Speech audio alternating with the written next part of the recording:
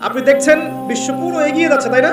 এটা বাহ্যিক চোখ আপনার, কিন্তু আল্লাহর মারেফত দিয়ে দেখলে আপনি বুঝতে পারতেন বিশ্ব আগাচ্ছে ঠিকই, বাট কিয়ামতের দিকে। কিসের দিকে? বিশ্ব আগাচ্ছে ঠিকই, বাট নিউক্লিয়ার কোন যুদ্ধের দিকে। এখন বলবে ভবিষ্যৎবাণী করে দিল নিউক্লিয়ার যুদ্ধ হবেই। হবেই তো বলি নাই, বলেছি হওয়ার মুখোমুখি অবস্থা দাঁড়িয়ে আছে। যে কোনো মিলিটারি অ্যাফেয়ার্স যারা পড়াশোনা করে, ভালো মানের পলিটিশিয়ান যারা যারা ইন্টেলেক্ট রাখেন মাথার মধ্যে, শিক্ষিত সমাজ এবং মিলিটারি অ্যাফেয়ার্স যারা বোঝেন, তাদেরকে জিজ্ঞাসা করে দেখেন যে আবু তো আদনান ভাই একটা লেকচারে বলেছিল যে সারা ওয়ার্ল্ড নাকি নিউক্লিয়ার যুদ্ধের দ্বারপ্রান্তে দাঁড়িয়ে আছে, কথাটা কতটুকু সত্য? তারা অ্যান্সার দিবে ইনশাল্লাহ। দেখেন, এই শিক্ষিত সমাজ অ্যান্সার দিবে ইনশাল্লাহ। তাকে জিজ্ঞাসা করতে যায় না যে বিষয়ে কোনো জ্ঞানী রাখে না। স্যার, যারা এই সেক্টরে পণ্ডিত তাদেরকে জিজ্ঞাসা করে, তারা বলবে যে হ্যাঁ, এটা মুখোমুখি দাঁড়িয়ে আছে, যে কোনো সময় হতে পারে। হতে পারে, হতে পারে। আমরা নিউক্লিয়ার যুদ্ধ হবে কিনা তা তো আর আমরা কোরআন সুন্নাহয় পাইনি। এতটুকু পেয়েছি, মালহামা হবে। কি হবে? মালহামা মানে মহাযুদ্ধ। এটা বিভিন্ন কান্ট্রির মধ্যে জড়িয়ে পড়তে পারে, আল্লাহু আ'লাম বিসসাওয়াব। এতটুকু জেনেছি, ইরাকের ইউফ্রেটিস নদীর সোনার পাহাড়কে কেন্দ্র করে বিশাল যুদ্ধ হবে, এটা জেনেছি, হাদিসে আছে।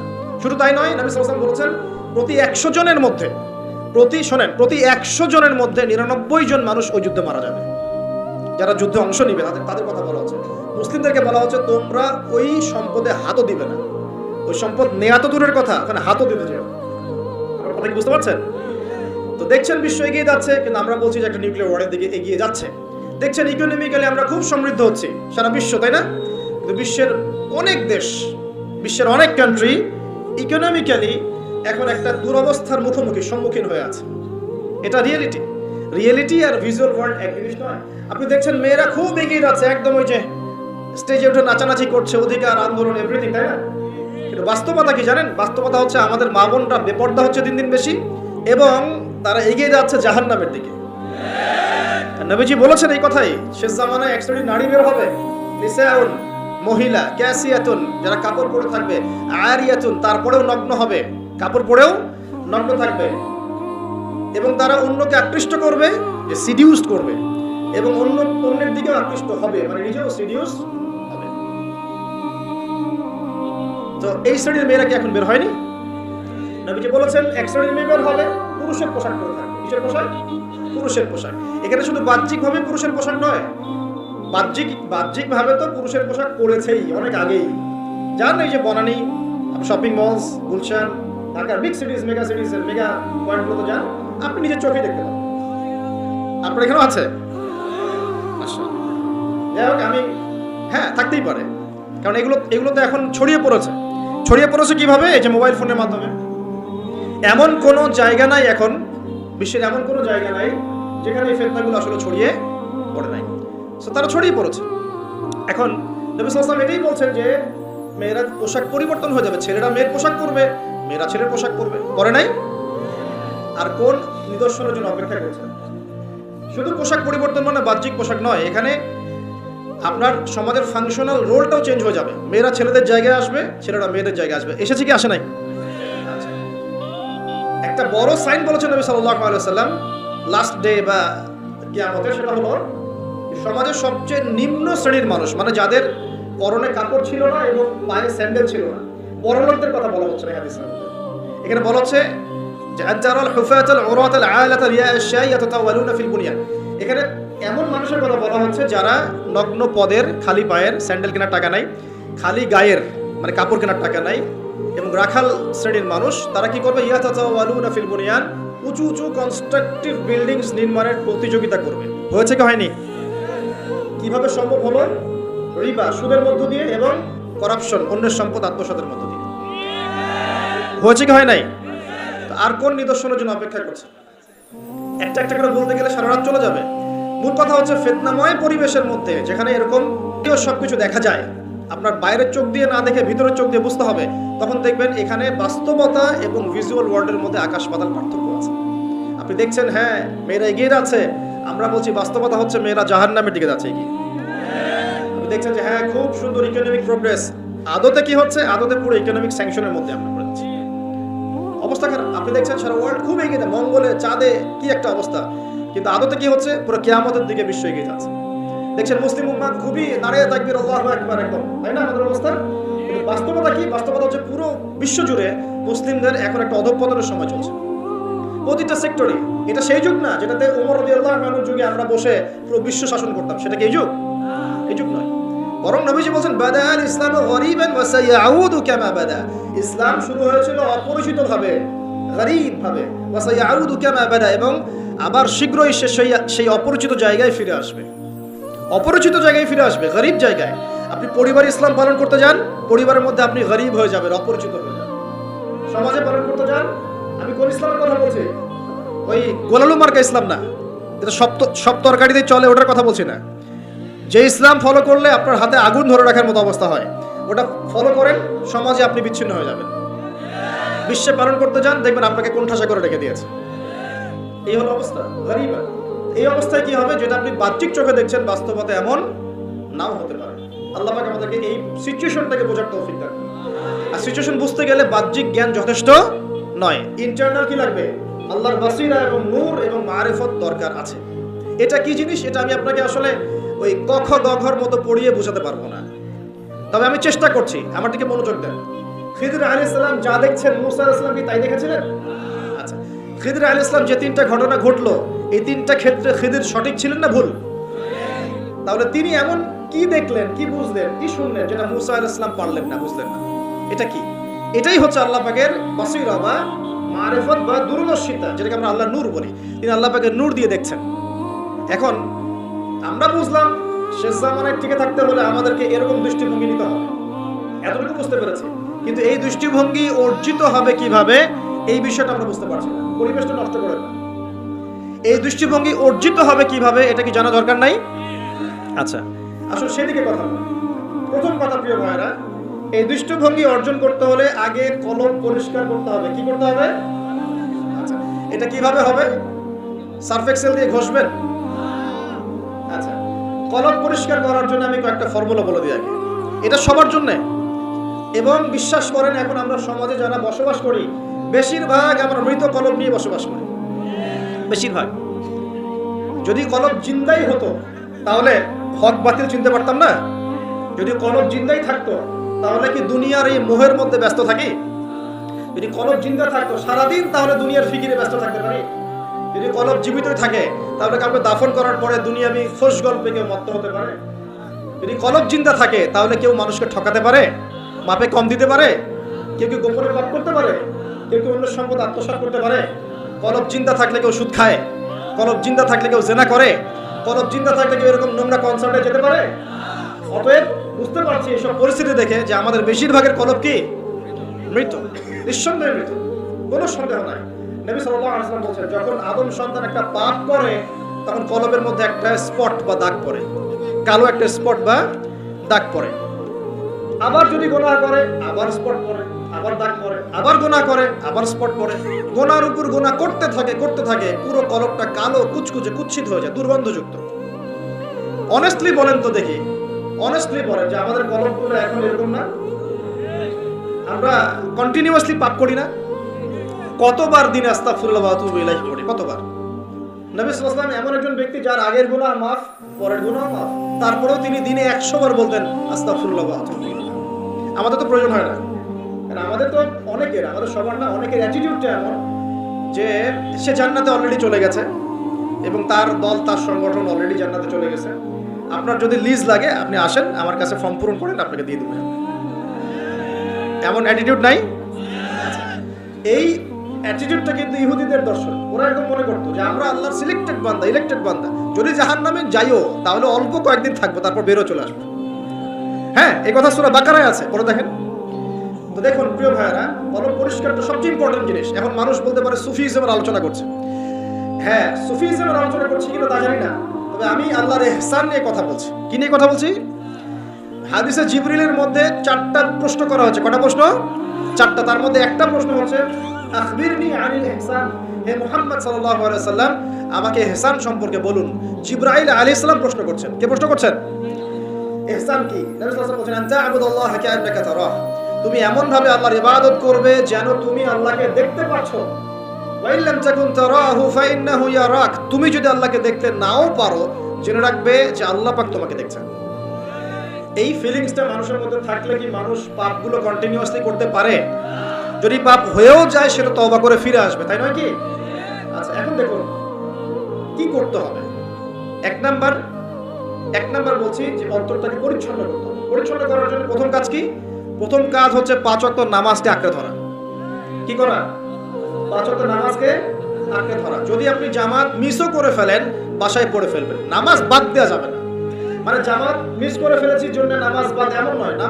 জামাত মিস হয়ে গেছে, আচ্ছা হয়ে গেছে, ঘুমিয়েছিলেন বা মনে ছিল না বা ব্যস্ত ছিলেন, কথার কথা, যখনই সময় পেয়েছেন, মনে পড়েছে, ঘুম থেকে উঠেছেন, নামাজ পড়তে হবে, একাই পড়তে হবে। বাদ দিবেন আজকে থেকে? বরং আমরা চেষ্টা করবো ইনশাআল্লাহ জীবনে যে নামাজগুলো কাজা হয়ে গেছে সেগুলো যেন হিসেব করে আদায় করে দেয়া সম্ভব হয়, এটাও চেষ্টা করা উচিত। আল্লাহ পাক কি শুধু গফুর রহিম, আল্লাহ পাক কি শুধুমাত্র পরম করুণাময় অসীম দয়ালুই, নাকি কঠিন শাস্তিদাতাও বটে? কোনটা? যারা আল্লাহর ওলি হতে পারবে, আল্লাহর বন্ধু হতে পারবে, আল্লাহ রাব্বুল আলামিন তাদের জন্য অবশ্যই গফুর রহিম, তাই নয় কি? আর যারা দুনিয়ার জীবনটা ফেরাউনের মতো কাটাবে, আল্লাহ পাক কি তাদের জন্য গফুর রহিম হবেন? সূরা মুমিন পড়ছিলাম মনে হয়, সেখানে একটা বিস্ময়কর আয়াত দৃষ্টিগোচর হলো, যেটা আগে খেয়াল করিনি। সেটা হলো যে ফেরাউন এবং তার যে দলবল ছিল, তারা যে জাহান্নামী আমরা জানি যে তারা আল্লাহ রাব্বুল আলামিনের আযাব এবং গজবে পড়েছে এবং লোহিত সাগরে আল্লাহ পাক তাদেরকে ডুবিয়ে মেরেছেন, এই তো, এটা আমরা সবাই জানি। কিন্তু এই সূরার মধ্যে পেলাম যে প্রতিদিন সকালে এবং সন্ধ্যায় কবরের বারজাখের জীবনে সকালে এবং সন্ধ্যায় ফেরাউন এবং তার অনুসারীদেরকে জাহান্নামে তাদের থাকার জায়গাটা দেখানো হয়। মানে জাহান্নামে কোথায় তাদেরকে রাখা হবে এই জায়গাটা সকাল সন্ধ্যায় তাদের সামনে উপস্থাপন করা হয় কবরের মধ্যে। কবর একটা মানুষের জন্য জান্নাতের টুকরা হবে, অথবা হবে কি জাহান্নামের গর্ত। আলোচনা খুব লম্বা হবে না, তো আমরা যতক্ষণ আলোচনা করব একটা সুশৃঙ্খল ইসলামিক পরিবেশ আশা করছি আপনাদের কাছ থেকে। আর আলোচনা গতানুগতিক যেমন হয় ইনশাআল্লাহ তেমন হবে না, তো প্রতিটা লাইন এবং ফেজ বা অধ্যায়গুলো খুব ভালো করে বুঝতে হবে। এখানে মনোযোগ হারিয়ে ফেললে, দুনিয়াবি কাজে ব্যস্ত থাকলে, আপোষে কথাবার্তা বললে, মোবাইল ফোনে বেশি ব্যস্ত থাকলে এবং বক্তার সাথে সেলফি তোলা বা ছবি তোলা, ভিডিও করা, দেখা, এগুলোতে বেশি ব্যস্ত থাকলে আপনি আপনার নূর এবং মারিফতটা হারিয়ে ফেলবেন। এবং যেহেতু এটা একটা দ্বীনি মজলিস, এটা কোনো যাত্রার মঞ্চ নয়, এটা কোনো পালা গানের আসর নয়, বা এটা কোনো কনসার্ট নয়, এটা কোরআন এবং হাদিসের মজলিস। কোরআন এবং হাদিসের মজলিসে যিনি বক্তব্য দিবেন তাকেও আদব রক্ষা করে বক্তব্য দিতে হবে, এবং যারা বসবেন শ্রোতা হিসেবে তাদেরকেও আদব রক্ষা করেই বসতে হবে। সূরা হুজুরাতের প্রথম দিকে যে আয়াতগুলো আছে এগুলো পড়লে দেখবেন, বলে রাখি সূরা হুজুরাত হচ্ছে সামাজিকতার সূরা। এই সূরার উপর আমল করলেই একটা ইসলামিক সমাজ প্রতিষ্ঠিত হওয়া সম্ভব। সূরা হুজুরাত শুধু একটা সূরাই যথেষ্ট। এই সূরার প্রথম দিকের আয়াতগুলোর মধ্যে আল্লাহ রাব্বুল আলামিন বলেছেন, একটু পড়ে দেখবেন বাসায় গিয়ে, রাসূলুল্লাহ সাল্লাল্লাহু আলাইহি ওয়াসাল্লাম যখন কথা বলেন, তোমরা তার কণ্ঠস্বরের উপরে তোমাদের কণ্ঠস্বরকে উঁচু করো না। লা তারফাউ আসওয়াতাকুম ফাওকা সাওতিন নবী, তোমরা নবীর কণ্ঠস্বরের উপরে তোমাদের কণ্ঠস্বরকে উঁচু করো না। কি হবে? আন তাহবাতা আমালাকুম ওয়া আনতুম লা তাশউরুন, এই কণ্ঠস্বর উঁচু করার কারণে তোমাদের সমস্ত নেক আমল ধ্বংস হয়ে যাবে, তোমরা টেরও পাবে না। মানে কবর গিয়ে দেখবে কোন আমল নাই, ডিলিট। কখন ডিলিট হয়েছে? যখন আদবের খেলাফ কাজ করেছে। তো এখন রাসূল সাল্লাল্লাহু আলাইহি ওয়াসাল্লাম নেই, ঠিক আছে, নবীর ওয়ারিশগণ কি আছেন? নবীর ওয়ারিশগণ কারা? আম্বিয়ায়ে কেরাম। আম্বিয়ায়ে কেরামের ওয়ারিশ কারা? উলামায়ে কেরাম, তাই তো? নবীর ওয়ারিশগণ কাদেরকে বলা হয়? উলামায়ে কেরাম। নবীগণ যে মিরাস রেখে গেছেন, এটা তারা টাকা পয়সা সোনা দানা রেখে যান নাই, তারা রেখে গেছেন আল্লাহর দ্বীনের জ্ঞান। এই জ্ঞান অর্জন করেন আলেম ওলামারা। তারা যখন কোরআন এবং সুন্নাহ থেকে সেই আল্লাহ এবং সেই রাসূলের কথাই আপনাদের সামনে ব্যাখ্যা করে শোনাবেন ও উপস্থাপন করবেন, তখন কোরআন এবং সুন্নাহর কথার সামনে কি কণ্ঠস্বর উঁচু করা যাবে? এই সেন্সে আমি বলেছি, আমি আমার ইন্টারপ্রিটেশন থেকে বলেছি যে যেখানে কোরআন এবং সুন্নাহর আলোচনা হয় সেখানে দুনিয়াবি কাজ, কথা এবং উচ্চস্বরে কথাবার্তা বলার ঠিক না, শোভা পায় না। হ্যাঁ, যদি এটা কনসার্ট হতো আপনি বলতে পারতেন। এখানে কি আর্টসেল কোনো পারফর্ম করছে? এখানে কি ওই যে কোন জানি একটা মহিলা এখন বাংলাদেশে আছে, আপনারা তো জানেন, মাশাআল্লাহ সবই তো জানেন। শুনলাম যে তার কনসার্টের নাকি পেমেন্ট 20 থেকে 30 লক্ষ টাকা। আচ্ছা, সুবহানাল্লাহ। একজন ইমামের বেতন দেওয়ার সময় আমরা হিসেব করি, তাই না? 10,000 টাকা, 8,000 টাকা, 2,000 টাকা বাড়াতে আমাদের কলিজা কাঁপে। একটা ওয়াজ মাহফিল হবে, সেখানে দেখা যায় যে একজন আলোচক আসবেন, তার হাদিয়া তোহফা দেওয়ার ক্ষেত্রে আমাদের হিসেব করতে হয়। এবং যখন একটু রাউন্ড ফিগার চলে যায়, যে একজন বক্তার হয়তো লাগছে 20, 30, 40 ইত্যাদি, তখন অনেক সমালোচনা হয় যে তারা ধর্ম ব্যবসা শুরু করেছে। তো এটা কিসের ব্যবসা হচ্ছে এখন বলেন? এটা কিসের ব্যবসা? এটা ওয়ান কাইন্ড অফ কি সংস্কৃতির নামে আমরা যুব সমাজকে জেনা শেখাচ্ছি। এবং একটু দাঁড়ান, আমি বলি আগে, প্রত্যেকটা কথাই ঠিক ঠিক বললে তো আমি কনসেন্ট্রেট করতে পারবো না। আর আমি একটা কথা বলি যে দেখুন, কোরআন সুন্নাহর কথাগুলো আমরা ঠিক বললেও ঠিক, না বললেও ঠিক, ঠিক কিনা বলেন? এই তো, কোরআন এবং সুন্নাহর কথাগুলো আমরা ঠিক বললেও ঠিক, না বললেও ঠিক। তো যাই হোক, দেখেন একটা এলাকার মধ্যে যুব সমাজদেরকে একত্রিত করে সেখানে যখন একজন নগ্ন অর্ধনগ্ন মেয়ে নাচবে, গাবে, এখান থেকে নিশ্চয়ই যুব সমাজ অনেক উপকৃত হবে। যুব সমাজের বেকারত্ব দূর হয়ে যাবে, যুবকদের নৈতিক অবস্থার উন্নতি হবে, তাই না? তারপর যুবকরা ন্যায় শিখবে, হ্যাঁ, হালাল জিনিস শিখবে, তাই না? যুবকরা ইনশাআল্লাহ জাতিকে নেতৃত্ব দেওয়ার যোগ্যতা অর্জন করবে, তাই নয় কি? যদি তাই না হয়ে থাকে তাহলে এত টাকা পয়সা খরচ করে আমরা এগুলো কেন করি? আমরা কি চিন্তা করেছি যে ইসলাম একটা পরিপূর্ণ জীবন ব্যবস্থা না অসম্পূর্ণ? ইসলাম যদি একটা পরিপূর্ণ জীবন ব্যবস্থা হয় তাহলে ইসলামে কি সংস্কৃতি নাই? পরিপূর্ণ মানে কি? পরিপূর্ণ মানে হচ্ছে যে বিষয়টা এমনভাবে পরিপূর্ণ, একটু বুঝাই যে গ্লাস, যদি এক গ্লাস পানি, এই গ্লাসটা কি পরিপূর্ণ? না, খালি আছে। যদি টইটুম্বর থাকতো যেখানে সামান্য কিছু প্রবেশ করার বা সামান্য কিছু বের করার কোনো সুযোগ নাই, সেটাকে বলা হয় কি? এখন আপনি কোরআন পুরোটা ঘেঁটে ফেলেন, আপনি একজন হিন্দু ভাই হন বা খ্রিস্টান ভাই হন, বুদ্ধিস্ট হন বা মুসলিম হন, বা আপনি কোনো ধর্মই মানেন না, একজন নাস্তিক মনে করেন, কথার কথা বলছি, আমি উদাত্ত আহ্বান জানাচ্ছি আপনি কোরআনটাকে স্টাডি করেন। আমি আপনাকে বলছি না যে একদম পরিপূর্ণ মুসলিম হয়ে যান, এটা কিন্তু আমি বলছি না। আমি বলছি আপনি কোরআনটাকে স্টাডি করেন, স্টাডি করে দেখেন যে কোরআনে এমন একটা বিষয় বাকি আছে কিনা যেটা মানবতার জন্য প্রয়োজন। এমন একটা কোনো বিষয় বাকি আছে নাকি? মানুষের জীবনে কয়েকটা ক্ষেত্র থাকে, ইবাদত বন্দেগীর জীবন থাকে যেখানে আপনি ইবাদত বন্দেগী করবেন, নামাজ, রোজা, হজ, যাকাত, আধ্যাত্মিকত্ব, আল্লাহর মারিফত অর্জন, আল্লাহর ওলি হবেন, পরকালে জান্নাতে যাবেন। এই তো মানুষের ইবাদতের একটা জীবন থাকে, মানুষের একটা পারিবারিক জীবন থাকে। পারিবারিক জীবনে আপনি পরিবারকে ডিল করবেন, সন্তান সন্ততি প্রতিপালন করবেন ইত্যাদি। সামাজিক জীবন থাকে একটা, সামাজিক জীবনে আপনি সমাজের মানুষের সাথে ডিল করেন, মুআমালাত থাকে আপনার। কি বলবো, আমরা as a social human being আমরা সমাজে অনেক কাজ করি যেগুলো আমাদেরকে সামাজিক হতে শেখায়। একসাথে আমরা একটা সমাজ গড়ি, একে অপরের পাশে দাঁড়াই, একে অপরের দুঃখ কষ্ট ভাগাভাগি করে নেই। একটা পলিটিক্যাল লাইফ থাকে যেখানে আপনি আল্লাহর এই জমিনের মধ্যে আল্লাহ পাকের দ্বীনের প্রচার করবেন, বা আপনি মানুষের মধ্যে ন্যায়ের মানদণ্ডে বিচার ফয়সালা করবেন। এই তো একটা মানদণ্ড থাকে। আপনার সাংস্কৃতিক জীবন থাকে, আপনার ইকোনমিক সেক্টর থাকে, আপনি ব্যবসা বাণিজ্য করবেন, চাকরি বাকরি করবেন। মানুষের জীবনে এরকম কয়েকটা সেক্টর দিয়ে গঠিত: পরিবার, ইবাদত, আপনার আধ্যাত্মিকত্ব, আপনার সমাজ, আপনার রাষ্ট্র, আপনার এই যে সংস্কৃতি, আপনার অর্থনীতি। এগুলি তো বাইরের কিছু লাগে? একটা মানুষের জীবনের এই কয়েকটা ফেজ থাকে, অধ্যায় থাকে, এবং আমাদের সবার জীবনে কিন্তু এই অধ্যায়গুলো আছে, আলহামদুলিল্লাহ। এখন আপনি কোরআনটাকে অনেস্টলি পড়েন, নিরপেক্ষভাবে পড়বেন, পক্ষপাতিত্ব করে নয়। নিরপেক্ষভাবে কোরআনটাকে স্টাডি করে দেখেন যে এমন একটা বিষয় কোরআনে বাকি আছে কিনা যেটা একটা মানুষের জীবনে চলার পথে প্রয়োজন। যদি দেখেন যে একটা বিষয় বাকি নাই, তাহলে বুঝতে হবে এই কিতাব সাধারণ কোনো কিতাব নয়, এটা মহাবিশ্বের মহাস্রষ্টা আল্লাহর পক্ষ থেকে নাযিল হয়েছে। আর যখন আপনি বুঝতে পারবেন যে হ্যাঁ এটা আল্লাহর পক্ষ থেকে এসেছে, তখন আপনার একটাই কর্তব্য, এর সামনে আত্মসমর্পণ করা। এর নাম ইসলাম।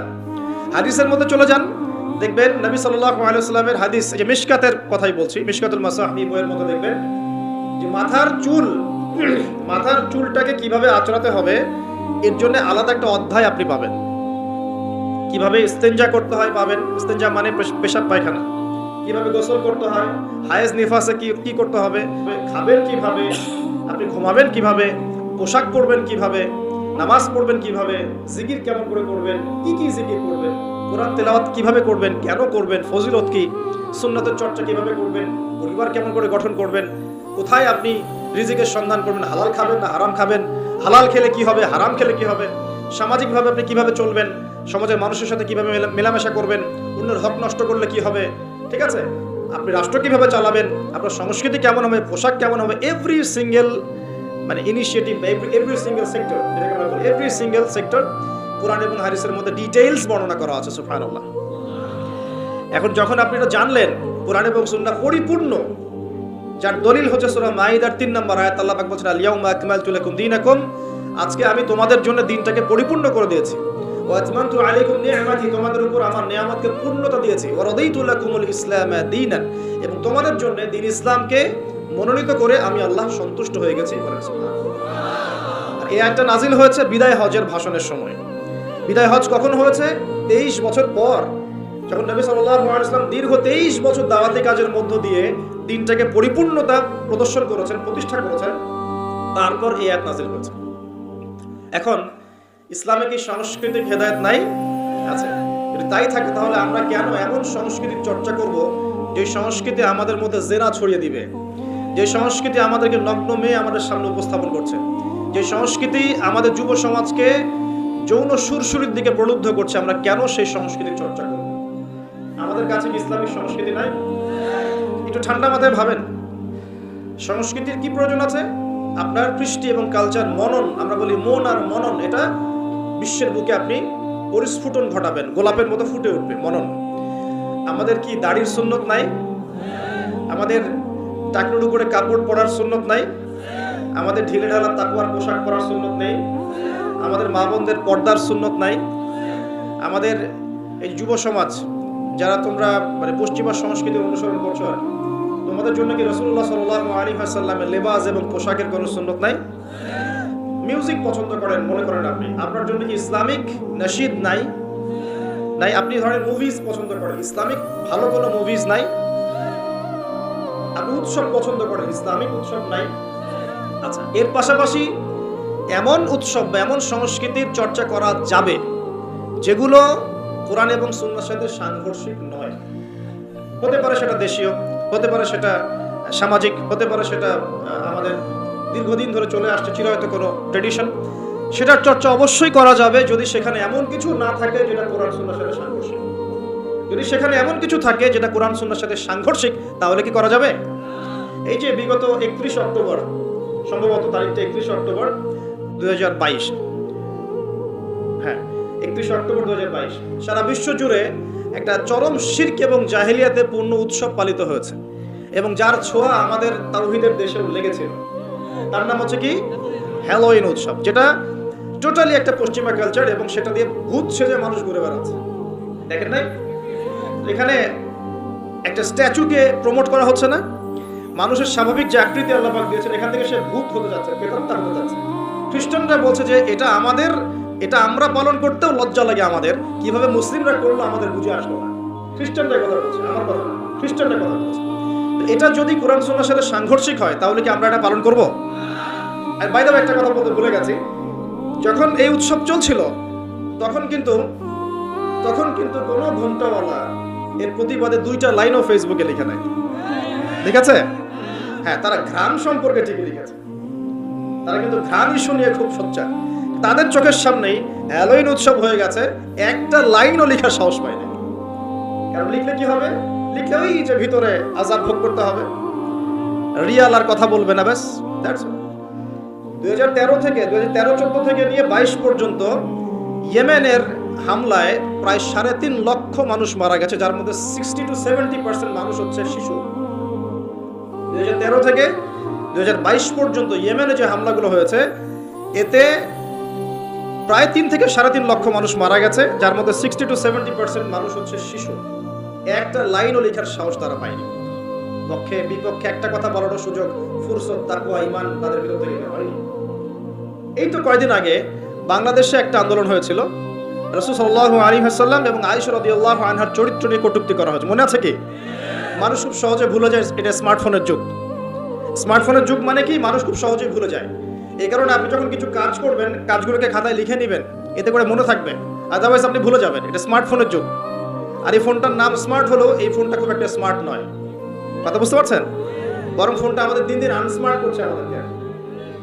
তো দেখুন কয়েকদিন আগে এটা হয়েছে, এবং সেই আন্দোলনে দেখা গেছে আলেম ওলামা তো অবশ্যই, অনেক পলিটিক্যাল লিডার্স এবং আমাদের জেনারেল ভাইরাও কিন্তু রাস্তায় নেমে মিছিল করেছিল, মনে আছে?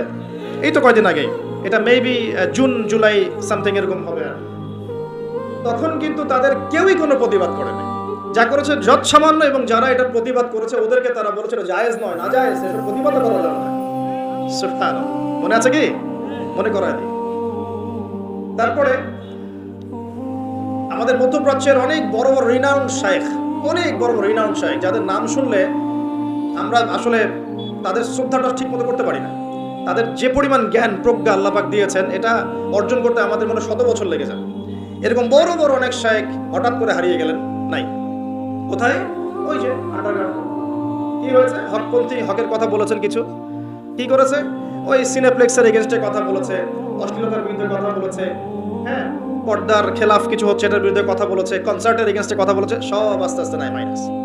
তো তারপর দেখা গেছে তাদের পক্ষে একটা লাইন লেখার মতো ফুরসত এদের হয়নি। এরকম অসংখ্য ইস্যুস আছে যখন তাদেরকে খুঁজে পাওয়া যায় না, কিন্তু যখন এরকম ঘ্রাণের মতো কোনো ইস্যু বের হয় যার সাথে আমাদের সম্পর্ক আছে, হঠাৎ করে গর্ত থেকে বের হয়ে বলে দেবে যে খারেজি, খারেজি। সুবহানাল্লাহ, সুবহানাল্লাহ। সারা বিশ্বে দেখুন, সারা বিশ্বে মুসলিম কান্ট্রিগুলোর দিকে তাকিয়ে দেখুন, অলমোস্ট এভরি সিঙ্গেল মুসলিম কান্ট্রিতে আজকে মুসলমানরা নির্যাতনের শিকার, ঠিক আছে? এই সিরিয়ায় দেখেন, ইয়েমেনে দেখেন, ইরাক ইরানে দেখেন, আপনি যে উইঘুরদেরকে দেখেন, রোহিঙ্গাদেরকে দেখেন, আফগান তো আছেই। আফগান নিয়ে কথা বলা যাবে না ওদের সাথে, বিকজ তাদের মতে যারা পশ্চিমাদের এগেনস্টে যুদ্ধ করেছে ওরা খারেজি ছিল। অতএব আপনি ওটা নিয়ে কথা বলতে যায় না, আপনার পিছেও খারাজির টাক লাগিয়ে দিবে। কথা কি বুঝতে পারছেন? এই কারণে বিগার ইস্যুস, সারা ওয়ার্ল্ডে মুসলিমদের দুরবস্থা, ইকোনমিক স্যাংশন, শেষ জামানার চলমান ফিতনাগুলো, কান্ট্রিতে ইকোনমিক যে দুরবস্থা দেখা দিচ্ছে, মুসলিমদের উপর টর্চার, নির্যাতন, উম্মার বিভক্তি, এই যে বড় বড় ইস্যুসগুলো আছে, এগুলোর সময় চুপ, দেখতে পারবেন না, খুঁজে পাবেন না। যখনই দেখবেন এমন কোনো শব্দ বা ইস্যুস জোর করে বের করা যায় যেটাকে নিয়ে কথা বললে ইসলামিক একটা ফ্লোকে থামিয়ে দেওয়া যেতে পারে, তখন দেখবেন গর্ত থেকে মাথা বের করে বলছে ইয়ে খারেজি।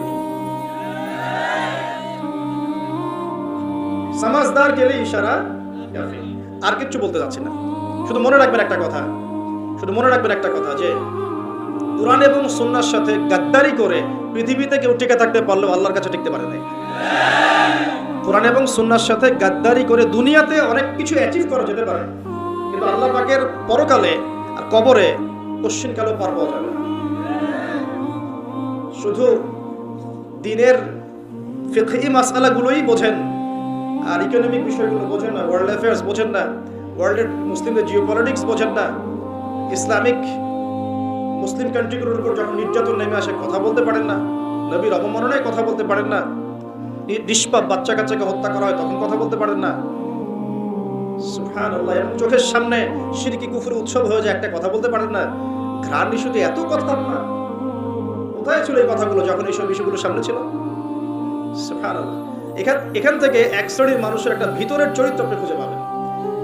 মনে রাখবেন, ইসলামের বাহ্যিক শত্রুর চাইতে ভিতরের শত্রুর ক্ষতিকর দিক বেশি। ইসলামের বাহ্যিক শত্রুদেরকে আমরা স্পষ্ট চিনি, তাদের সাথে ফাইট করা সহজ, কিন্তু ভিতরের শত্রুদের সাথে ফাইট করা ডিফিকাল্ট। এই জন্য এই যুগে বাইরের চোখ দিয়ে যা দেখবেন সেটা সবসময় সত্য নয়, ভিতরের চোখ দিয়ে আপনাকে দেখা শিখতে হবে। আপনাকে খিদির আলাইহিস সালাম হতে হবে। কোন খিদির? মুসা আলাইহিস সালাম বলছেন নৌকা কেন ফুটা করলেন? যে নৌকা পার করে দিল, আমাদেরকে নদী পার করে দিল, ওই নৌকা ফুটা করলেন? এই বাচ্চাকে হত্যা করলেন কেন? নিষ্পাপ বাচ্চা। এই দেয়ালটা নির্মাণ করলেন কেন? 3টা প্রশ্নের উত্তরে খিদির আলাইহিস সালাম বলেছেন, আলাম আকুল লাক, আমি কি তোমাকে বলি নাই ইন্নাকা লান তাসতাতি মা'আ সাবরা, তুমি আমার সাথে ধৈর্য ধরতে পারবে না? আমি নৌকা ফুটা করেছি এই কারণে, যদি নৌকা ফুটা না করতাম তাহলে এই নৌকা পরবর্তীতে হাইজ্যাক হয়ে যেত, কারণ ওই সমুদ্রে জলদস্যু ছিল, ভালো নৌকা হলে হাইজ্যাক করে ফেলতো, তাই ফুটা করে ফেলেছি। বাচ্চাকে কেন হত্যা করেছি? নিজের ইচ্ছায় করি নাই, আল্লাহর হুকুমে করেছি, কারণ আল্লাহ পাক আমাকে জানিয়েছেন এই বাচ্চা যদি বড় হতো, বড় একটা কাফের হতো এবং সে তার পিতা মাতাকেও কুফরিতে নিয়ে আসতো। দেয়াল কেন নির্মাণ করেছি? বিকজ দেয়াল হচ্ছে এই বাড়ির দুইজন এতিম বালকের দেয়াল। এই দেয়ালের নিচে গুপ্তধন আছে, যদি নির্মাণ না করতাম মানুষ টাকা পয়সা নিয়ে চলে যেত। নির্মাণ করেছি, পরবর্তীতে যখন এটা বড় হবে এই গুপ্তধন তারা পাবে। এই তিনটা ঘটনায় কোথায় আছে? সূরা কাহফের মধ্যে। কোন সূরা? সূরা কাহফ। সূরা কাহফের মধ্যে ঘটনা আছে। এখানে খিদির আলাইহিস সালাম যা করছেন, তিনি ইন্টারনালি বিষয়গুলোকে অবজার্ভ করছেন। আল্লাহ পাকের নূর, আল্লাহর দেয়া বসিরা এবং মারিফত দিয়ে তিনি দেখছেন। আর মুসা আলাইহিস সালাম বাহ্যিকভাবে দেখছেন, নৌকা কেন ফুটা করলেন, বাচ্চা কেন হত্যা করলেন, দেয়াল কেন নির্মাণ করলেন। কথা কি বুঝতে পারছেন? তো এখানে বাহ্যিক দৃষ্টি এই যুগে চলার জন্য আপনার জন্য যথেষ্ট নয়।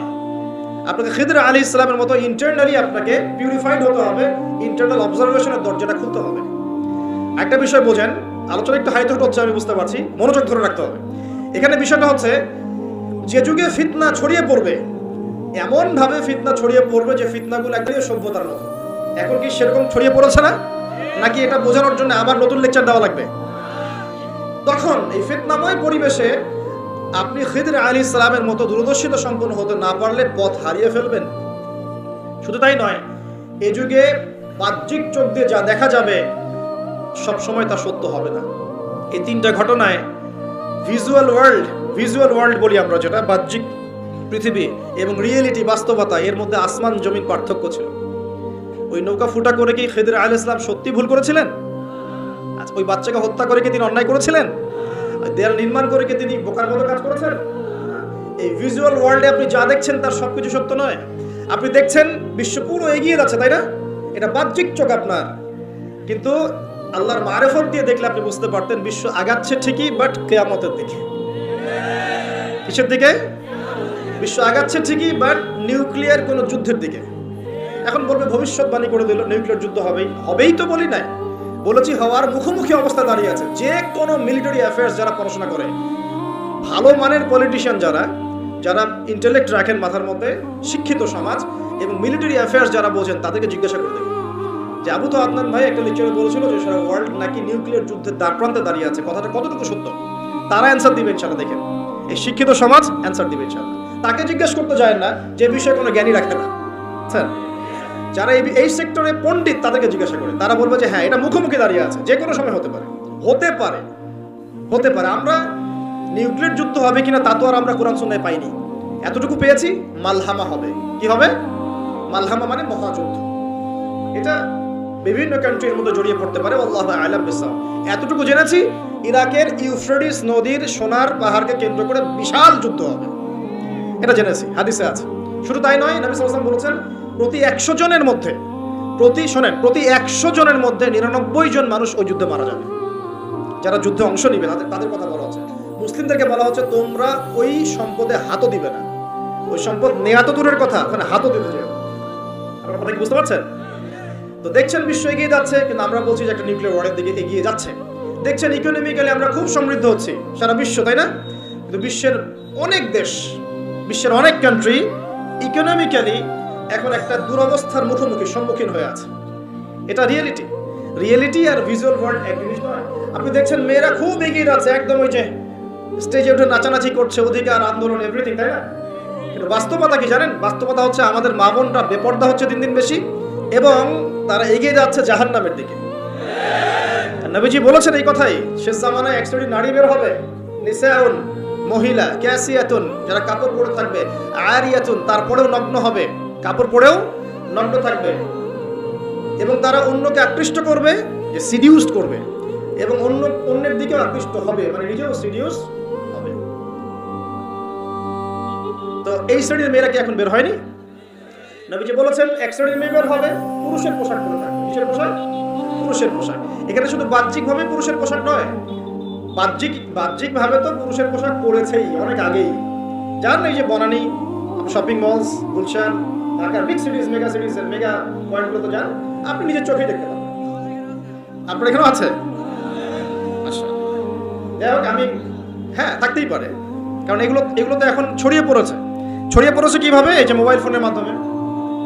এমন কোনো জায়গা নাই এখন, বিশ্বের এমন কোনো জায়গা নাই যেখানে এই ফিতনাগুলো আসলে ছড়িয়ে পড়ে নাই। সো তারা ছড়িয়ে পড়েছে। এখন নবী সাল্লাল্লাহু আলাইহি ওয়াসাল্লাম এটাই বলছেন যে মেয়েরা পোশাক পরিবর্তন হয়ে যাবে, ছেলেরা মেয়ের পোশাক পরবে, মেয়েরা ছেলের পোশাক পরবে, পরে নাই?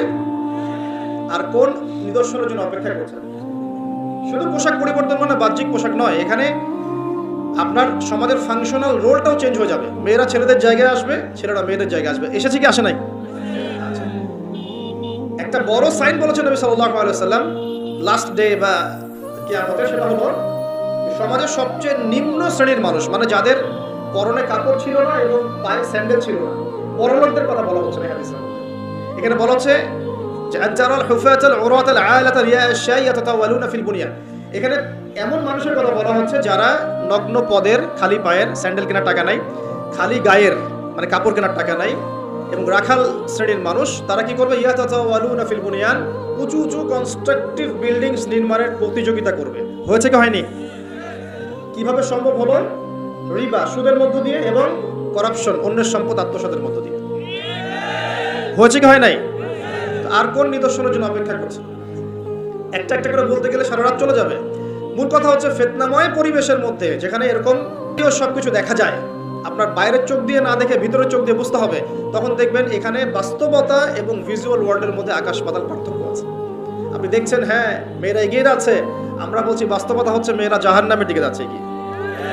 আপনি দেখছেন যে হ্যাঁ খুব সুন্দর ইকোনমিক প্রোগ্রেস, আদতে কি হচ্ছে? আদতে পুরো ইকোনমিক স্যাংশনের মধ্যে আমরা যাচ্ছি, অবস্থা খারাপ। আপনি দেখছেন সারা ওয়ার্ল্ড খুব এগিয়ে যায়, মঙ্গলে, চাঁদে কি একটা অবস্থা, কিন্তু আদতে কি হচ্ছে? পুরো কিয়ামতের দিকে বিশ্ব এগিয়ে যাচ্ছে। দেখছেন মুসলিম উম্মাহ খুবই নারিয়ে তাকবীর আল্লাহু আকবার একদম, তাই না আমাদের অবস্থা? কিন্তু বাস্তবতা কি? বাস্তবতা হচ্ছে পুরো বিশ্ব জুড়ে মুসলিমদের এখন একটা অধঃপতনের সময় চলছে প্রতিটা সেক্টরে। এটা সেই যুগ না যেটাতে ওমর রাদিয়াল্লাহু আনহুর যুগে আমরা বসে পুরো বিশ্ব শাসন করতাম, সেটা কি এই যুগ? এই যুগ নয়। বরং নবীজি বলেন বাদা আল ইসলামু গরিবান ওয়া সায়াউদু কামা বাদা। ইসলাম শুরু হয়েছিল অপরিচিত ভাবে, গরীব ভাবে, ওয়া সায়াউদু কামা বাদা, এবং আবার শীঘ্রই সেই অপরিচিত জায়গায় ফিরে আসবে। অপরিচিত জায়গায় ফিরে আসবে, গরীব জায়গায়। আপনি পরিবারে ইসলাম পালন করতে যান, পরিবারের মধ্যে আপনি গরীব হয়ে যাবেন, অপরিচিত হয়ে যাবেন। সমাজে পালন করতে যান, আমি কোন ইসলামের কথা বলছি? ওই গোলালু মার্কা ইসলাম না, যেটা সব তরকারিতে চলে, ওটার কথা বলছি না। যে ইসলাম ফলো করলে আপনার হাতে আগুন ধরে রাখার মতো অবস্থা হয়, ওটা ফলো করেন, সমাজে আপনি বিচ্ছিন্ন হয়ে যাবেন। বিশ্বে পালন করতে যান, দেখবেন আপনাকে কোণঠাসা করে রেখে দিয়েছে। এই হলো অবস্থা, গরীব। এই অবস্থায় কি হবে? যেটা আপনি বাহ্যিক চোখে দেখছেন, বাস্তবতা এমন নাও হতে পারে। আল্লাহ পাক আমাদেরকে এই সিচুয়েশনটাকে বোঝার তৌফিক দেন। আর সিচুয়েশন বুঝতে গেলে বাহ্যিক জ্ঞান যথেষ্ট নয়, ইন্টারনাল কি লাগবে? আল্লাহর বাসিরা এবং নূর এবং মারিফত দরকার আছে। এটা কি জিনিস? এটা আমি আপনাকে আসলে ওই ক খ গ ঘর মতো পড়িয়ে বোঝাতে পারবো না, তবে আমি চেষ্টা করছি। আমার দিকে মনোযোগ দেন। খিদর আলাইহিস সালাম যা দেখছেন, মুসা আলাইহিস সালাম কি তাই দেখেছিলেন? আচ্ছা, খিদর আলাইহিস সালাম যে তিনটা ঘটনা ঘটলো, এই তিনটা ক্ষেত্রে খিদর সঠিক ছিলেন না ভুল? তাহলে তিনি এমন কি দেখলেন, কি বুঝলেন, কি শুনলেন যেটা মুসা আলাইহিস সালাম পারলেন না, বুঝলেন না? এটা কি? এটাই হচ্ছে আল্লাহ পাকের বাসীরা বা মারিফত বা দূরদর্শিতা, যেটাকে আমরা আল্লাহর নূর বলি। তিনি আল্লাহ পাকের নূর দিয়ে দেখছেন। এখন আমরা বুঝলাম শেষ জামানায় টিকে থাকতে হলে আমাদেরকে এরকম দৃষ্টিভঙ্গি নিতে হবে, এতটুকু বুঝতে পেরেছি। কিন্তু এই দৃষ্টিভঙ্গি অর্জিত হবে কিভাবে, এই বিষয়টা আমরা বুঝতে পারছি না। পরিবেশটা নষ্ট করেন না। এই দৃষ্টিভঙ্গি অর্জিত হবে কিভাবে, এটা কি জানা দরকার নাই? আচ্ছা, আসলে সেদিকে কথা বলি। প্রথম কথা, প্রিয় ভাইরা, এই দৃষ্টিভঙ্গি অর্জন করতে হলে আগে কলম পরিষ্কার করতে হবে। কি করতে হবে? আচ্ছা, এটা কিভাবে হবে? সার্ফ এক্সেল দিয়ে ঘষবেন? আচ্ছা, কলম পরিষ্কার করার জন্য আমি কয়েকটা ফর্মুলা বলে দিই আগে। এটা সবার জন্য, এবং বিশ্বাস করেন এখন আমরা সমাজে যারা বসবাস করি, বেশিরভাগ আমরা মৃত কলম নিয়ে বসবাস করি। বেশিরভাগ। যদি কলম জিন্দাই হতো তাহলে হক বাতিল চিনতে পারতাম না। যদি কলম জিন্দাই থাকতো তাহলে কি দুনিয়ার এই মোহের মধ্যে ব্যস্ত থাকি? যদি কলম জিন্দা থাকতো সারাদিন তাহলে দুনিয়ার ফিকিরে ব্যস্ত থাকতে পারি। যদি কলম জীবিতই থাকে তাহলে কাউকে দাফন করার পরে দুনিয়াবি খোশ গল্পে কেউ মত্ত হতে পারে। যদি কলম জিন্দা থাকে তাহলে কেউ মানুষকে ঠকাতে পারে, মাপে কম দিতে পারে, কেউ কেউ গোপনে পাপ করতে পারে, কেউ কেউ অন্য সম্পদ আত্মসাৎ করতে পারে। কলম জিন্দা থাকলে কেউ সুদ খায়, কলম জিন্দা থাকলে কেউ জেনা করে, কলম জিন্দা থাকলে কেউ এরকম নোংরা কনসার্টে যেতে পারে। অতএব বুঝতে পারছি এইসব পরিস্থিতি দেখে যে আমাদের বেশিরভাগের কলব কি মৃত, নিঃসন্দেহে মৃত, কোনো সন্দেহ নাই। নবী সাল্লাল্লাহু আলাইহি ওয়াসাল্লাম বলেছেন যখন আদম সন্তান একটা পাপ করে তখন কলবের মধ্যে একটা স্পট বা দাগ পড়ে, কালো একটা স্পট বা দাগ পড়ে। আবার যদি গুনাহ করে আবার স্পট পড়ে, আবার দাগ পড়ে, আবার গুনাহ করে আবার স্পট পড়ে, গুনার উপর গুনাহ করতে থাকে পুরো কলবটা কালো কুচকুচে কুৎসিত হয়ে যায়, দুর্গন্ধযুক্ত। অনেস্টলি বলেন তো দেখি, অনেস্টলি বলেন যে আমাদের কলবগুলো এখন এরকম না? আমরা কন্টিনিউয়াসলি পাপ করি না? কতবার দিনে আস্তাগফিরুল্লাহ ওয়া আতুবু ইলাইহি পড়ি, কতবার? নবী সাল্লাল্লাহু আলাইহি ওয়াসাল্লাম এমন একজন ব্যক্তি যার আগের গুনাহ মাফ, পরের গুনাহ মাফ, তারপরেও তিনি দিনে 100 বার বলতেন আস্তাগফিরুল্লাহ ওয়া আতুবু ইলাইহি। আমাদের তো প্রয়োজন হয় না, কারণ আমাদের তো আমাদের সবার না, অনেকের অ্যাটিটিউডটা এমন যে সে জান্নাতে অলরেডি চলে গেছে এবং তার দল তার সংগঠন অলরেডি জান্নাতে চলে গেছে। আপনার যদি লিজ লাগে আপনি আসেন আমার কাছে, ফর্ম পূরণ করেন, আপনাকে দিয়ে দেবেন। এমন অ্যাটিটিউড নাই? এই অ্যাটিটিউডটা কিন্তু ইহুদিদের দর্শন। ওরা এরকম মনে করতো যে আমরা আল্লাহর সিলেক্টেড বান্দা, ইলেক্টেড বান্দা, যদি জাহান্নামে যাইও তাহলে অল্প কয়েকদিন থাকবো, তারপর বেরো চলে আসবো। হ্যাঁ, এই কথা সূরা বাকারায় আছে, পড়ে দেখেন। তো দেখুন প্রিয় ভাইয়েরা, বড় পরিষ্কার তো সবচেয়ে ইম্পর্টেন্ট জিনিস। এখন মানুষ বলতে পারে সুফিজমের আলোচনা করছে। হ্যাঁ, সুফিজমের আলোচনা করছি কিনা তা জানি না, তবে আমি আল্লাহর ইহসান নিয়ে কথা বলছি। কি নিয়ে কথা বলছি? হাদিসে জিবরিলের মধ্যে 4টা প্রশ্ন করা হয়েছে। কটা প্রশ্ন? 4টা। তার মধ্যে একটা প্রশ্ন হচ্ছে আখবিরনি আনিল ইহসান, হে মুহাম্মদ সাল্লাল্লাহু আলাইহি ওয়াসাল্লাম আমাকে ইহসান সম্পর্কে বলুন। জিবরাইল আলাইহিস সালাম প্রশ্ন করছেন। কে প্রশ্ন করছেন? ইহসান কি? নবী সাল্লাল্লাহু আলাইহি ওয়াসাল্লাম বলেন আনতা আবুদুল্লাহ কাআন্নাকা তারাহ, তুমি এমন ভাবে আল্লাহর ইবাদত করবে যেন তুমি আল্লাহকে দেখতে পাচ্ছো। ওয়া ইল্লাম তাকুন তারাহু ফাইন্নাহু ইয়ারাক, তুমি যদি আল্লাহকে দেখতে নাও পারো জেনে রাখবে যে আল্লাহ পাক তোমাকে দেখছেন। এই ফিলিংসটা মানুষের মধ্যে থাকলে কি মানুষ পাপগুলো কন্টিনিউয়াসলি করতে পারে? যদি পাপ হয়েও যায় সেটা তওবা করে ফিরে আসবে, তাই নয় কি? আচ্ছা, এখন দেখুন কি করতে হবে। এক নাম্বার বলছি যে অন্তরটাকে পরিচ্ছন্ন করতে হবে। পরিচ্ছন্ন করার জন্য প্রথম কাজ কি? প্রথম কাজ হচ্ছে 5 ওয়াক্ত নামাজকে আঁকড়ে ধরা। কি করা? 5 ওয়াক্ত নামাজকে আঁকড়ে ধরা। যদি আপনি জামাত মিসও করে ফেলেন বাসায় পড়ে ফেলবেন, নামাজ বাদ দেওয়া যাবে না। মানে জামাত মিস করে ফেলেছি জন্য নামাজ বাদ, এমন নয়। নামাজ জামাত মিস হয়ে গেছে, আচ্ছা হয়ে গেছে, ঘুমিয়েছিলেন বা মনে ছিল না বা ব্যস্ত ছিলেন, কথার কথা, যখনই সময় পেয়েছেন, মনে পড়েছে, ঘুম থেকে উঠেছেন, নামাজ পড়তে হবে, একাই পড়তে হবে। বাদ দিবেন আজকে থেকে? বরং আমরা চেষ্টা করবো ইনশাআল্লাহ জীবনে যে নামাজগুলো কাজা হয়ে গেছে সেগুলো যেন হিসেব করে আদায় করে দেয়া সম্ভব হয়, এটাও চেষ্টা করা উচিত। আল্লাহ তৌফিক দান করবেন। এক নম্বর নসিহত, নামাজ ছাড়া যাবে না। কারণ একটা হাদিস যথেষ্ট। নবী সাল্লাল্লাহু আলাইহি ওয়াসাল্লাম বলেছেন যে মান তারাকা সালাতান মুতাআম্মিদান ফাকাদ কাফারা, যে ব্যক্তি ইচ্ছাকৃতভাবে নামাজকে ছেড়ে দিল সে ব্যক্তি যেন কুফরি করলো। কি করলো? কুফরি করলো। মুআয বিন জাবাল রাদিয়াল্লাহু আনহু হাদিসে এসেছে নবী সাল্লাল্লাহু আলাইহি ওয়াসাল্লাম বলেছেন মান তারাকা সালাতান মুতাআম্মিদান ফাকাদ বারিআত মিন জিম্মাতিল্লাহ, যে ব্যক্তি ইচ্ছাকৃতভাবে তার উপর অর্পিত ফরজ নামাজ ত্যাগ করলো সে ব্যক্তি আল্লাহ পাকের জিম্মেদারি থেকে মুক্ত হয়ে গেল, তার উপর আল্লাহর কোনো জিম্মেদারি নাই। প্রথম নসিহত, যদি অন্তর পরিচ্ছন্ন করতে চাই নামাজ। মনে থাকবে ইনশাআল্লাহ। আল্লাহ আমাকে তৌফিক দান করুন, আপনাদের সবাইকে তৌফিক দান করুন। 2 নম্বর, বেশি বেশি কোরআন তেলাওয়াত। বেশি বেশি কি? কোরআন তেলাওয়াত। কোরআন তেলাওয়াতের কোনো বিকল্প নেই। প্রত্যেকদিন কিছু কিছু আয়াত এবং সূরাগুলো অবশ্যই তেলাওয়াত করার চেষ্টা করবেন। যেমন আমি বলে দেই, মনে রাখেন, কিছু শিখেন। 1 নম্বর সূরা ফাতিহা, 2 নম্বর সূরা ফালাক, নাস, ইখলাস 3 বার পড়েন সকাল সন্ধ্যা। সূরা ফালাক, নাস, ইখলাস, কুল হুয়াল্লাহু আহাদ, কুল আউযু বিরাব্বিল ফালাক এবং কুল আউযু বিরাব্বিন নাস 3 বার। সূরাতুল কাফিরুন ঘুমানোর আগে একবার, সূরা হাশরের শেষ 3 আয়াত, সূরা বাকারার শেষের 3 আয়াত, ঠিক আছে? তারপরে সূরা মুমিনুনের কিছু আয়াত, আয়াতুল কুরসি, সূরা আলে ইমরানের শেষের 10 আয়াত, সম্ভব হলে সূরা মুলক, প্রত্যেক জুমায় সূরাতুল কাহফ, অথবা আপনি চাইলে এই যে মানুষ অনেকে ঝাড়ফুঁকের সমস্যা হয় না, বদনজর লাগা, ঝাড়ফুঁক, কুফরি গেলাম, সেসব ক্ষেত্রে আপনি সূরা জিনের প্রথম 10 আয়াত, সূরা সফফাতের প্রথম 10 আয়াত, সূরা ইয়াসিন, সূরা কাহফের প্রথম 10 শেষ 10 এগুলোর উপর আমল করতে পারেন। ইনশাআল্লাহ দেখবেন আপনার জীবনে বরকত আসবে। আপনি চোখ লাগা, বদনজর, এই যে হিংসুকের হিংসা, চোখ লাগা, বদনজর, কুফরি, তাবিজ, কালাম এগুলো থেকে বেঁচে থাকবেন ইনশাআল্লাহ। আল্লাহ পাক আপনার পরিবারকে আপনাকে বাঁচাবে ইনশাআল্লাহ কোরআনের বদৌলতে। এবং এগুলো যদি মুখস্থ করে ফেলতে পারেন এবং নিয়মিত মাঝে মাঝে নামাজে পড়েন, এমনি এমনি তেলাওয়াত করেন, ইনশাআল্লাহ তাআলা কোরআন আপনার জীবনে প্রোটেকশন নিয়ে আসবে, আল্লাহর রহমত বরকত নিয়ে আসবে ইনশাআল্লাহ। এবং কোরআনের মধ্যেই কি আছে? শিফা, আরোগ্য আছে। ওয়া নুনাজ্জিলু মিনাল কোরআন মা হুয়া শিফাa'un ওয়া রাহমাতুল লিল মুমিনিন। আল্লাহ পাক বলছেন আমি কোরআন নাজিল করেছি, এর মধ্যেই মুমিনদের জন্য শিফা আছে, শিফা আরোগ্য আছে এবং আল্লাহর রহমত, দয়া আছে। আমরা আরোগ্য চাই না? আল্লাহর দয়া চাই না? আর এই আরোগ্য শুধু দৈহিক রোগের আরোগ্য নয়, কলবের রোগের আরোগ্য। কোরআন তেলাওয়াতকে বাড়িয়ে দেওয়ার চেষ্টা করেন, আল্লাহ পাক তৌফিক দান করুন। আর যদি পসিবল হয়, আল্লাহ পাক যদি আরো ফুরসত দেন, তৌফিক দেন, প্রত্যেকদিন 1 ঘন্টা করে 1 পারা কোরআন তেলাওয়াত করবেন। পারবেন ইনশাআল্লাহ? আল্লাহ আমাদের সবাইকে তৌফিক দান করুন। এরপর কি? বেশি বেশি আল্লাহর জিকির। 1 নাম্বার কি বলেছি? সালাত। 2 নাম্বার কোরআন তেলাওয়াত। 3 নাম্বার হচ্ছে আল্লাহর জিকির। বেশি বেশি আল্লাহর জিকির। আল্লাহর জিকির মানে শুধু আল্লাহ আল্লাহ এটাকে বোঝাচ্ছে না।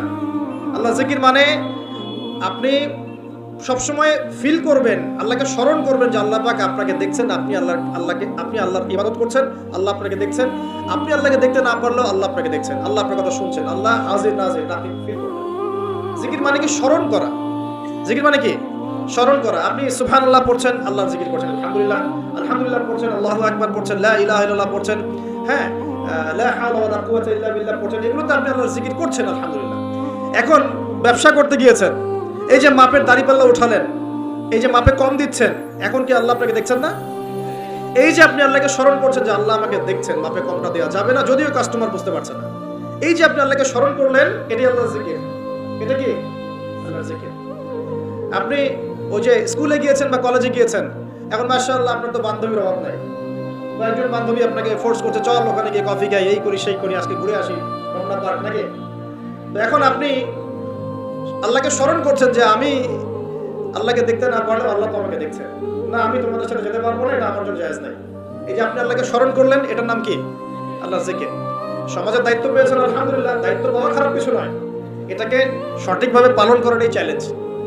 দায়িত্ব পাওয়া খারাপ কিছু নয়, দায়িত্বটাকে সঠিকভাবে পালন করাটা চ্যালেঞ্জ। দায়িত্ব পালন করতে গিয়ে আপনি ন্যায় বিচার করছেন, যখন দেখছেন যে এমন একটা বিচার সামনে চলে আসছে যে এখানে তো সমস্যা, এখানে ন্যায় বিচার করলে আমাকে হয়তো কিছু প্রতিবন্ধকতার শিকার হতে পারে, আর যদি অন্যায় করি তাহলে দুনিয়ার স্বার্থ আছে। এখন আপনি যদি অন্যায়টাকে বেছে নেন, আপনি আল্লাহর জিকির করেন নাই। যদি তখন আপনি ন্যায়টাকে বেছে নেন, আপনি তখন আল্লাহর জিকির করেছেন। আল্লাহর জিকির শুধুমাত্র সুবহানাল্লাহ, আলহামদুলিল্লাহ, তাসবিহ, তাহলিল নয়। সমাজে চলতে ফিরতে উঠতে বসতে সবখানে আল্লাহর জিকির আছে। আল্লাহর স্মরণ, আল্লাহকে স্মরণ করা, আল্লাহর তৌফিক দান করুন। জিকির বাড়িয়ে দেই। 4 নাম্বার কি? 4 নাম্বার হচ্ছে জ্ঞান অর্জন।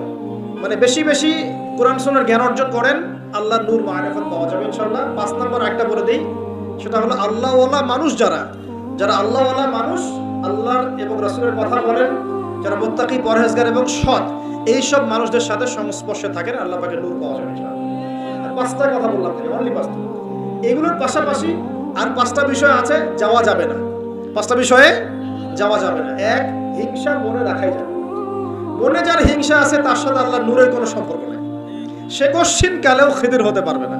তার বড় বড় ডিগ্রি থাকতে পারে, সার্টিফিকেট থাকতে পারে, মনে হিংসা দিয়ে ভর্তি, কোশ্চিন কালেও আল্লাহর নূর এবং মারিফত অর্জন করতে পারবে না, সম্ভব না। কলবুন সেলিম, বিশুদ্ধ কলব, অবরোধ চিত্তের কলব না থাকলে এটা সম্ভব না। অতএব হিংসা করবেন। এখন তো হিংসার যুগ। এখন তো ওই যে বললাম না, ছেলে মেয়ে হয়ে যাচ্ছে, মেয়ে ছেলে হয়ে যাচ্ছে।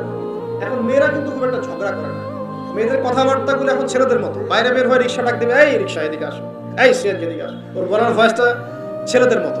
আর ছেলেরা কি করে দেখবেন, যে কোনো একটা ইস্যু পাক বা না পাক, অনলাইনে ফেসবুকে বসে আহলুল কমেন্ট, এখানে দেখবেন সারাদিন ঝগড়া করছে। ঝগড়া করে করে করে লাস্টে বলবে যে আমি না লিখে কেউ যাবেন না। এই হলো অবস্থা। দেখবেন ঝগড়াটা একটা স্বভাব ছেলেদের মধ্যে আসে। ছেলেটা ঝগড়া করবে কেন? ছেলেরা মারামারি করে সরাসরি। দেখে ছেলেরা কি ঝগড়া করে না? দীর্ঘদিন ইতিহাস পড়ে দেখেন না, আপনি পুরো ওয়ার্ল্ডের হিস্ট্রি ঘেটে দেখেন, দেখবেন ছেলেদের গায়রত, ব্যক্তিত্ব ছিল না। যুদ্ধ বিগ্রহ করবে ছেলেরা, বক্সিং খেলবে ছেলেরা, জিম করবে ছেলেরা, মার্শাল আর্ট শিখবে ছেলেরা এগুলো করবে। ছেলেরা চুলকাচুলকি ঝগড়া করে নাকি? চুলাচুলি করে নাকি ছেলেরা? এখন দেখবেন ফেসবুকে ঢুকলেই ছেলেরা কিন্তু মেয়েলি ঝগড়া করে। দেখছেন, খেয়াল করছেন? এটা এখন সাইকোলজিক্যাল পরিবর্তন হয়েছে। ছেলেটা মেয়ে হয়ে যাচ্ছে, মেয়েদের মধ্যে সাইকোলজিক্যালি ছেলেদের প্রভাব বিস্তার হচ্ছে। অতএব হিংসায় যায় না, এটা হিংসার যুগ। হাবিল হন, কাবিল হন না। আপনি হাবিল হন, কাবিল হতে যায় না। কারণ কাবিলের আমল নামায় নবী সাল্লাল্লাহু আলাইহি ওয়াসাল্লাম বলেছেন কিয়ামত পর্যন্ত যত মানুষ খুন হবে, হাদিসটা শুনেন, কিয়ামত পর্যন্ত যত মানুষ খুন হবে সমস্ত খুনের একটা পাপের অংশ কাবিলের আমলনামায় যুক্ত করা হবে। কারণ কি? কারণ পৃথিবীর ইতিহাসে সেই প্রথম খুনের সিলসিলা চালু করেছিল, সে তার ভাই হাবিলকে হত্যা করেছে। হাবিল কাবিলের এই সুন্নাত এখন নাই, আছে? মুসলিমদের মধ্যে দেখবেন বহু কাবিল ঘুরে বেড়াচ্ছে, আছে না? হাবিলের সুখ ওর ভালো লাগছে না, হাবিলের উন্নতি অগ্রগতি ওর পছন্দ হচ্ছে না, হাবিলের কুরবানি আল্লাহর কাছে কবুল হচ্ছে, ও সহ্য করতে পারছে না, এই জন্য সে কাবিল হয়ে গেছে। এরকম কাবিলের সংখ্যার অভাব নাই তো পৃথিবীতে। আর বারবার বলছি যে ভিতরের শত্রু চেনা খুব ডিফিকাল্ট, বাইরের গুলো চেনা যায়। আমরা দোয়া করি আল্লাহ রাব্বুল আলামিন ভিতর এবং বাইরের সব ধরনের শত্রুতা থেকে ইসলামকে হেফাজত করুন, এবং যারা দুনিয়ার স্বার্থে ইসলামের বিরুদ্ধে শত্রুতা করবে আল্লাহ পাক ওদের শেকড়টা উপরে ফেলে দেন। সামনে যান। এক নাম্বার কি রাখা যাবে না? হিংসা। একটা কথা বলে শেষ করি, আপনি যদি কারোর প্রতি হিংসা করেন তাহলে কি হবে? আপনার ক্ষতি কি? আপনার যত নেক আমল ধ্বংস হয়ে যাবে। হিংসা সেভাবে নেক আমলকে পুড়িয়ে দেয় যেমন করে আগুন কাঠকে পুড়িয়ে দেয়। হাদিস শুনেছেন হাদিসটা?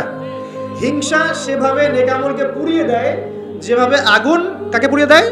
কাঠকে। আগুন কাঠে আগুন ধরিয়ে দেন, কাঠ বাকি থাকে, কয়লা ছাই হয়ে যাবে। ঠিক একইভাবে আমল নামের নেক সব ছাই হয়ে যাবে। আর যদি আপনাকে কেউ হিংসা করে, ঈর্ষা করে, মানে ঈর্ষা না, হিংসা করে এবং আপনার দিকে বদনজর দেয়, হ্যাঁ আপনার ক্ষতি চায়, আপনার সাথে কুফরি করে ইত্যাদি, তাবিজ কবজ করে, তখন আপনারও ক্ষতি হতে পারে। চোখ লাগলে, বদনজর হলে, তাবিজ কবজ, আপনার ক্ষতি হতে পারে। আর এই ক্ষতি থেকে আপনি বাঁচবেন কিভাবে? এটা তো আপনার হাতে নাই, তাই না? কেউ যদি আপনাকে হিংসা করে, এটা তো আপনার হাতে নাই, আছে? নাই। একটা উপায় হচ্ছে মানুষের থেকে নিজেকে যত পারেন আড়াল করার চেষ্টা করেন। এই যে বারবার বলি না, এত শোডাউনের দরকার নাই, ফেসবুকের দরকার নাই, অনলাইনের এই যে ছবি টবি দরকার নেই, এমনি এমনি বলি না। আমরা চাই যে মানুষ থেকে যতটা পারি আড়াল হতে, যতটা সম্ভব। কারণ এখন তো এর চেয়ে বেশি কিছু পাচ্ছি না, এতে ক্ষতি আছে, মানুষের চোখ লাগে। এখন আপনি বাঁচবেন কিভাবে? প্রতিদিন সূরা ফালাক, সূরা নাস, ইখলাস সকাল সন্ধ্যা 3 বেলা করে, সকাল সন্ধ্যা 3 বার করে সূরা ফালাক, সূরা নাস, সূরা ইখলাস। প্রত্যেক নামাজের পর আয়াতুল কুরসি, ঘুমানোর আগে আয়াতুল কুরসি, সূরা বাকারার শেষের আয়াত, সূরা মুলক। এই যে কোরআনিক চিকিৎসাগুলো আপনি যদি গ্রহণ করেন ইনশাআল্লাহ তাআলা আপনি চোখ লাগা থেকে বাঁচবেন ইনশাআল্লাহ। ইনশাআল্লাহ আপনি বদনজর থেকে বাঁচবেন, হিংসার কুপ্রভাব থেকে বাঁচবেন ইনশাআল্লাহ। এগুলো কিন্তু হেলা কথা বলছি না, এটা এত মারাত্মক। নবী সাল্লাল্লাহু আলাইহি ওয়াসাল্লাম বলেছেন যে চোখ লাগা বদনজরগুলো এত মারাত্মক যে একটা জীবন্ত উটকে রান্নার পাত্রে নিয়ে আসতে পারে, এত ডেঞ্জারাস, এত ডেঞ্জারাস। তো হিংসা করবেনও না, হিংসার শিকারও যেন না হন। এই জন্য সূরা ফালাককে বেশি বেশি তিলাওয়াত করবেন। কুল আউযু বিরাব্বিল ফালাক মিন শাররি মা খালাক ওয়া মিন শাররি গাসিকিন ইযা ওয়াকাব ওয়া মিন শাররি নাফাযাতি ফিল উকাদ ওয়া মিন শাররি হাসিদিন এই যে ইযা হাসাদ। আমি হিংসুকের হিংসা থেকে আল্লাহ তোমার আশ্রয় চাচ্ছি যখন সে হিংসা করে। পারবেন ইনশাআল্লাহ? আর কি করা যাবে না? আল্লাহর নূর মারিফত পেতে হলে অহংকার করা যাবে না। কি যাবে না? আল্লাহ পাক সব পছন্দ করলে অহংকার পছন্দ করবেন। আল্লাহ পাক অহংকার পছন্দ করবেন। আল্লাহ পাক অনেক পাপ মাফ করে দিতে পারেন, অহংকার আল্লাহ পাক খুব কঠিন ভাবে ধরেন। আল্লাহ পাক খুব কঠিন ভাবে অহংকারীকে আল্লাহ পাক কখনোই পৃথিবীতে টিকতে দেন নাই। অহংকার আল্লাহ পাকের চাদর, এটা ধরে কেউ টান দিতে পারে না।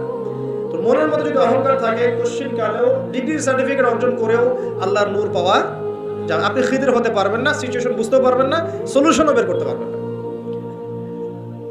একজন সত্তার কথা বলে দেই, আমি আলোচনা গুটিয়ে নিচ্ছি আস্তে আস্তে ইনশাআল্লাহ। একজন সত্তার কথা বলি, ইবলিস নামাজ মনে আছে? ইবলিস সে কি আল্লাহর একজন আবেদ ছিল না? ইবাদত করে নাই? তার জ্ঞান ছিল না? প্রচন্ড জ্ঞানী ছিল, আল্লাহ পাকের প্রচুর ইবাদত করেছে। কেন জাহান্নামী? কি কারণে জাহান্নামী? দেখেন, সে আল্লাহ পাকের আদেশকে লঙ্ঘন করেছে, সিজদা করে নাই। এই তো আদম আলাইহিস সালামও তো গাছের কাছে চলে গিয়েছেন, তাহলে আদম আলাইহিস সালামও তো গাছের কাছে গিয়েছেন, আল্লাহ পাকের হুকুমটা লঙ্ঘন হয়ে গেল না? ইবলিসও তো লঙ্ঘন করেছে, তাহলে উভয়ের মাঝে কি পার্থক্য?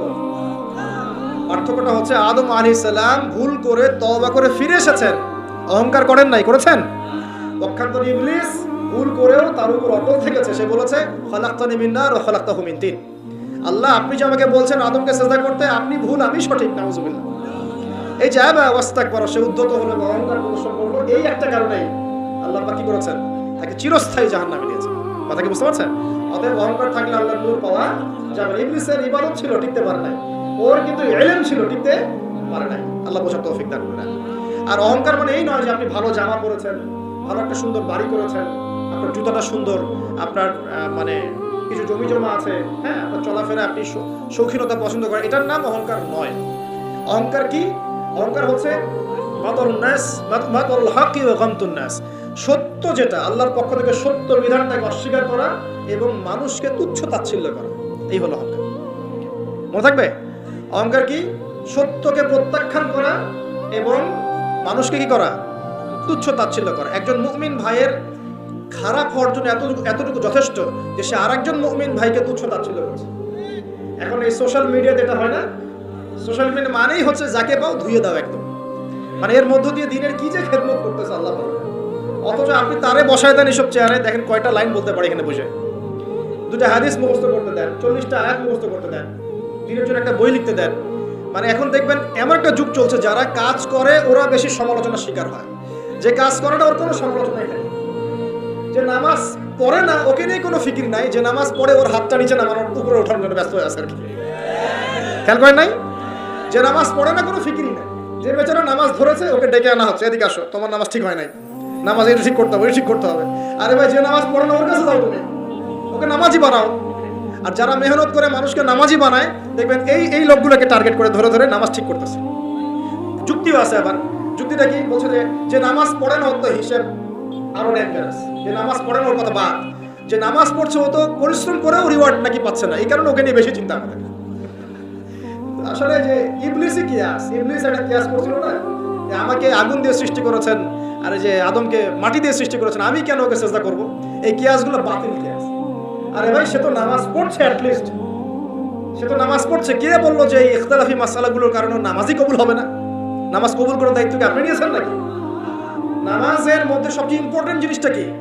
আল্লাহর ধ্যান নাকি আল্লাহর মারিফত, নামাজের মনোযোগ, কনসেন্ট্রেশন, আপনার এই যে কি বলে খুশু, এটা বেশি ইম্পর্টেন্ট না? নামাজে আপনার বাইরের আচরণ সব ঠিক আছে, কিন্তু নামাজে কোনো মনোযোগ নাই, নামাজে কোনো মনোযোগই নাই, কি পড়ে কিছু বোঝেনি না, নামাজ পড়ে আল্লাহকে পাচ্ছেন না, চিনছেন না, নামাজ পড়েও আপনি পাপ থেকে দূরে থাকতে পারছেন না, তার মানে নামাজ কবুল হচ্ছে না। তো নামাজের ভিতরের রূহটা কোথায়, আত্মাটা কোথায়? ভিতরের আত্মা নিয়ে মেহনত কম, বাইরের বিষয় নিয়ে মেহনত বেশি। আল্লাহ পাক মুসলিম উম্মাহকে বোঝার তৌফিক দান। প্রিয় ভাইরা, তো কোথায় ছিলাম আমি? হ্যাঁ, অহংকার। ইবলিস অহংকার করেছে বলে কি হয়ে গেল? আল্লাহ পাক তাকে রিজেক্ট করলেন। তো আল্লাহ রাব্বুল আলামিন আমাদের সবাইকে অহংকার থেকে দূরে রাখুন, আমিন। এবং আমাদের মনে যদি অহংকার থেকে থাকে, এগুলোকে দূর করে ফেলার তৌফিক আল্লাহ পাক দান। কিভাবে? দুটো কাজ করলে দূর হয়ে যাবে। এক, বেশি বেশি মৃত্যুর কথা স্মরণ করলে। যখন আমি ভিতর থেকে ফিল করবো যে হ্যাঁ, আমাকে মারা যেতে হবে, আমার হিসেব আমাকে দিতে হবে, তখন দেখবেন নিজেকে নিয়েই মানুষ বেশি ব্যস্ত থাকবে।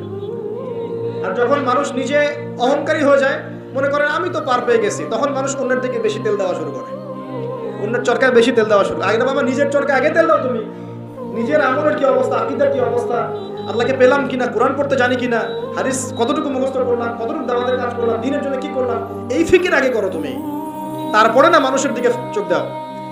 আচ্ছা, আরেকটা কি? কোরআন বেশি বেশি তেলাওয়াত করা। নবীজি বলেছেন এই দুটো কাজ যে ব্যক্তি করবে, বেশি বেশি পরকালের কথা স্মরণ করবে এবং কোরআন তেলাওয়াত বাড়িয়ে দিবে, ইনশাআল্লাহ তার মনটা অহংকার থেকে দূর হয়ে যাবে, অন্তরটা পবিত্র হবে ইনশাআল্লাহ আযজা ওয়া জাল্লা। হিংসা করা যাবে না, আল্লাহ নূর পেতে হলে অহংকার করা যাবে না। 3 নাম্বার একটা জিনিস বলে দেই, কি করা যাবে না? কাউকে অপবাদ দেওয়া যাবে না।